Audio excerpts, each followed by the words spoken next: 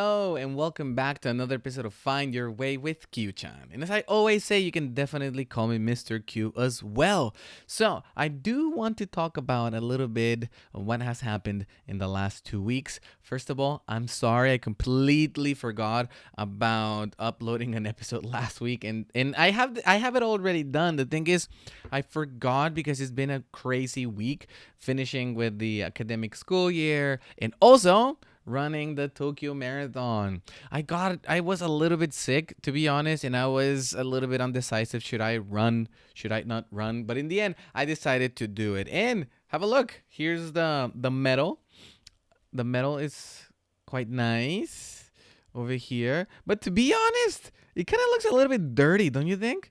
Like, I don't know. Like I have the other one, the last year's, the 2021, even though it was 2022 one, and it looks prettier than this one.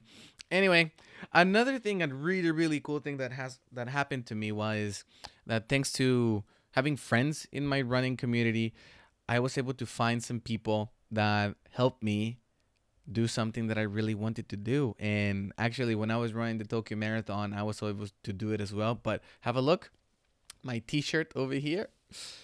I was able to make my own design, and this friend of mine was able to print it out. And so over here, I just did it, pasted it onto my T-shirt as well. When I was running Tokyo Marathon, I did the same thing. So it's been really cool. I apologize for last week. I will try my best not to do so. And in other news, I will end the podcast well, not end it, but I will stop making podcasts in English by May. So there's like a whole season that I'm doing about education, psychology, learning, and so forth that ends in May. So then after that, I will try my best to do podcast in Japanese. So hopefully I'm going to be able to be as fluent as I am in English, but I think it's going to be way more beneficial for all the people that I know if I do it in Japanese. Okay, so for today's episode, we're going to talk about the psychology of learning. So, as you know, I'm very passionate anything that it regards education, learning, psychology, cognition, and so forth. So I looked at several research papers that talk about the psychology of learning, but there was one that really caught my eye, and it's called cognitive load theory. So it talks about the implications for teaching, learning, and instructional design. This is a paper that was written back in 2003. But have you ever heard the term cognitive load? I think this is like the most important thing to talk about is, do you understand what cognitive load is? So maybe you know a little bit about how schools work, but many times, oftentimes as well, when we were students, or if you're a student and listening to this, sometimes you have to study for 2, 3, 4 different tests, and they are completely different materials. One can be about science, the other one can be about history, biology, social studies, and so forth. And you reach a point in which you get stressed because it's just too much going on. And yeah, the brain is definitely not made for that.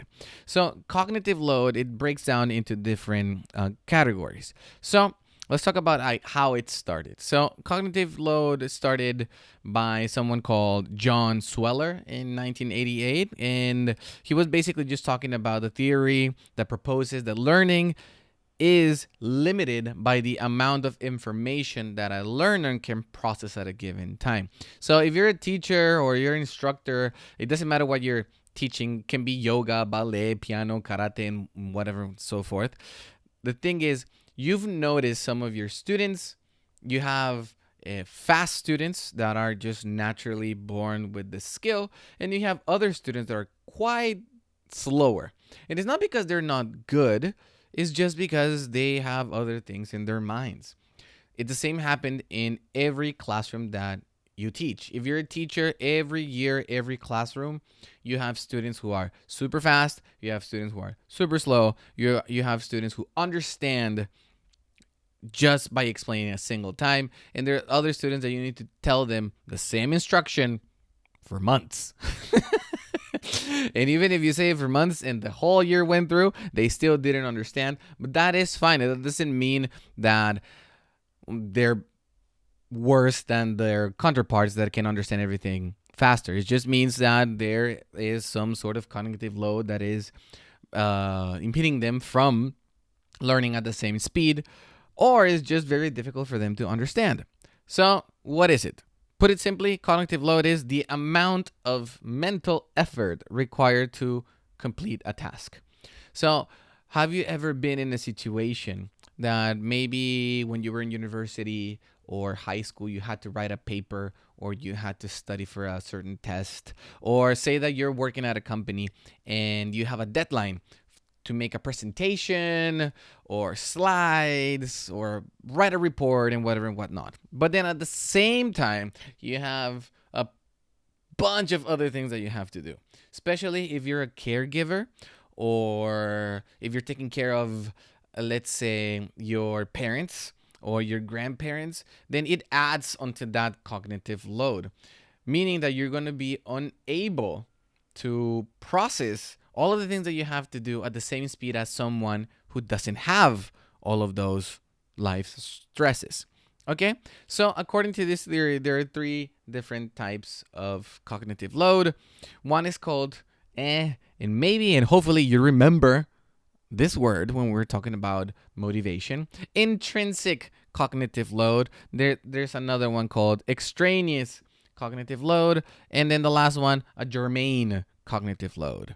So intrinsic cognitive load. Intrinsic, remember, internal, is the amount of mental effort required to complete a learning task. So according to this theory, is it cannot be reduced without reducing the complexity of the material. So I've been teaching for a long time now, and I've noticed that, for example, okay, really quick example. In Japan, every child needs to learn a certain amount of kanji. It's way over 1,000 kanji that they need to learn. So nowadays, with technology and all, a lot of people are struggling with being able to recall how to write a certain kanji. Children as well, they're not enjoying sitting down and writing a bunch of times the same kanji over and over and over again. So what is happening is, well, it's not that it's happening, but it started a few years back. A Japanese, very, very creative person came up with the idea of bringing out something that is called unko doriru. So unko basically in Japanese means poop. So every time a child is learning a new kanji, this Japanese writer made an example using the word poop. And to be honest, come on. If you're not so stubborn and serious and so on, the word poop is funny. It doesn't matter in which language you're saying it, the word poop is funny. And if you put it in an example in order to have children be extra motivated and just have fun with learning, then it's a win-win situation, right? So it's the same thing.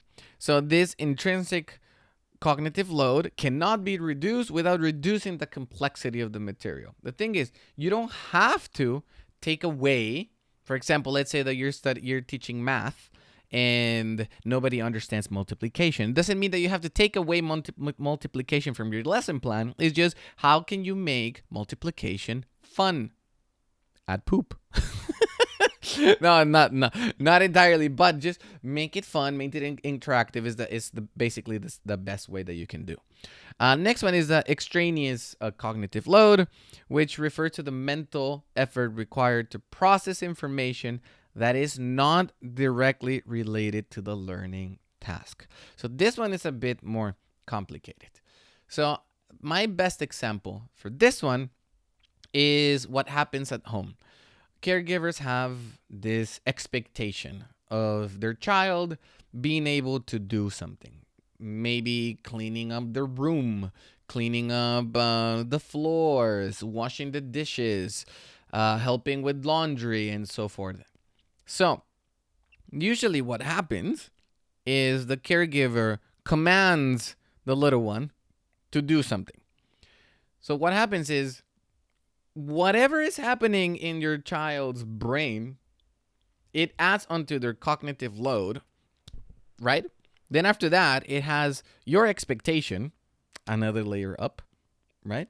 And then on top of that, he or she does not understand what the expectation is. So you have all this thing bottled up that the child doesn't understand what to do, right? So many times the expectation is not directly related to what you want them to do.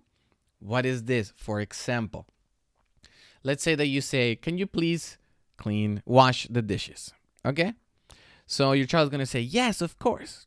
However, there's this expectation that you have that your child does not know. So when they are washing the dishes, you're going to say to them, "I told you to do it this way. Maybe you have in the past, but they don't remember because of this cognitive load." Right? That is not directly related to the task. In their brains is not directly related to the task. So the most important thing is make instructions clear. Okay? How can you avoid all of that is be specific. Something that we do in the classrooms, or something that every teacher should do in the classroom, is when you ask them to do something, what I do is on the whiteboard I have several steps, and on those steps I say, first you're going to do this, second you're going to do that, third you're going to do that, and fourth you have to check everything before you give it to me. So then they have a clear guide of what they need to do. Try it. I think it's going to be very beneficial if you can provide something that is well clear and well structured. Then we have the last one, the germane cognitive load. And this one refers to the mental effort required to process information that is directly related to the task. So this is the one that we want to aim most of the time. So this type of cognitive load is very important for learning, and it can be increased by designing instructional materials. Okay, so what does this instructional materials means? Basically means books and just talking to them that encourage the learner, your child, or anyone, to engage deep in the process and elaboration. So next time, simply put, when you're asking your child to do something, be specific as to what you want them to do. And also, tone of voice is incredibly important. If you say it in an angry way, what is going to happen is they're going to process the information negatively, and they're going to associate the task in a negative way, right? I'm not saying that you should give them a cookie every time they finish a task. Is just the tone of voice is very, very important. Okay, so I'm going to give you, before we finish this episode, I'm going to give you some tips on how can cognitive load theory be applied basically anywhere. And so here are a few takeaways. So first, instructional materials should be designed to reduce that extraneous cognitive load. Remember that the extraneous one is the one that is not connected to the task. So this one, simply put, it could be the expectations that you have not communicated to your child.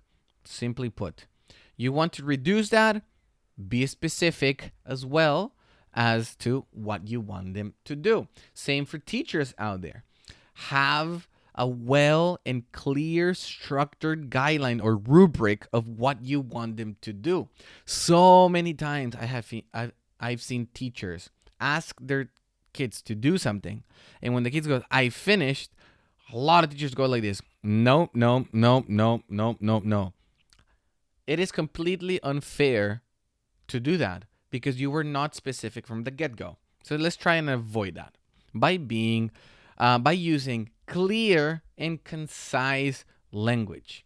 Okay, something that I said when I was a head teacher at my previous school, it's keywords. Try to use the same words over and over and over again so it becomes a routine in their everyday school life. So it will become logical and intuitive, and it will minimize the distractions as well. Second one would be instructional materials should be designed to increase that germane cognitive load. So as you remember, germane cognitive load are the instructions that are directly connected to the task.